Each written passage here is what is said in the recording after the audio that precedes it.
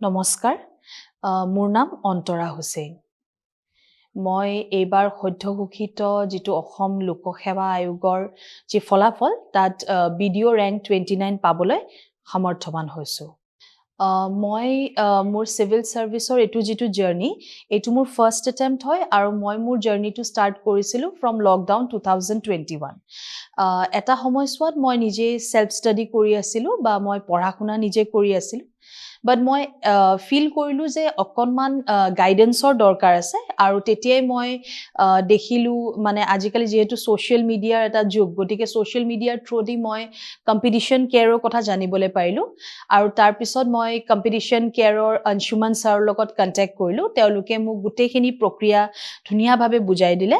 আৰু তাৰ পিছত মই এনৰোল কৰিলো তেওঁলোকৰ যিটো OGT ক্লাছ আছে তাত এনৰোলমেন্ট কৰিছিলো আৰু তাৰ পিছত প্ৰিলিমছৰ ক্ষেত্ৰত ছাৰহতে যথেষ্টখিনি হেল্প কৰিছে মই ছাৰহতৰ যিখিনি ক্লাছ সেইখিনি ক্লাছ মই এটেন্ড কৰিছিলো আৰু কেতিয়াবা কৰিব নোৱাৰিলে ছাৰহতৰ তাত ৰেকৰ্ডেড ক্লাसेছ খিনিও থাকে গতিকে ৰেকৰ্ডেড ক্লাছো আমি কৰিবলৈ পাৰিছিলো মই যেহেতু এটা ওয়াৰ্কিং প্ৰফেশনাল হয় গতিকে চাকৰিৰ লগত পঢ়াটো একেলগে মানে অকনমান কন্টিনিউ কৰিবলৈ অকনমান প্ৰবলেম হৈছিলে বা অকনমান বেছি এফৰ্ট দিব মানে দৰকাৰ হৈছিলে গতিকে তেনেকুৱা ক্ষেত্ৰত অংশুমান ছাৰহতৰ এই ৰেকৰ্ডেড ক্লাसेছ খিনি বা যিখিনি মেটেৰিয়েলছ তেওঁলোকে প্ৰভাইড কৰিছিলে that helped me a lot তাৰ লগতে প্ৰিলিমছৰ ক্ষেত্ৰত ছাৰহতে আমাক around 60 প্লাস টেষ্ট সিৰিজ দিছিলে মই ভাবো যে হেখিনি কৰাৰ ফলত মোৰ প্ৰিলিমছত যথেষ্টখিনি সহায় হৈছিলে মেইনছৰ ক্ষেত্ৰত মই ক'বলৈ পাৰো যে ছাৰহতৰ OGT ক্লাছৰ থ্ৰুদি তেওঁলোকে আমাক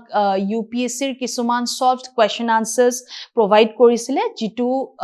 মানে আমি চাই এটলিষ্ট আমি আনসাৰ্সবোৰ কেনেকৈ লিখিব লাগে বা কেনেকৈ তাত ডেটা ভৰাব লাগে ডায়াগ্ৰাম এড কৰিব লাগে হেতু এটা হেল্প ছাৰহতে কৰিছিলে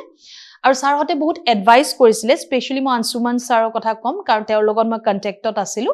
অংশুমান ছাৰে মোক মানে গাইড কৰিছিলে কেনেকৈ আনসাৰ ৰাইটিং প্ৰেক্টিস কৰিব লাগে বা ডেইলি কেনেকৈ টেষ্ট সিৰিজ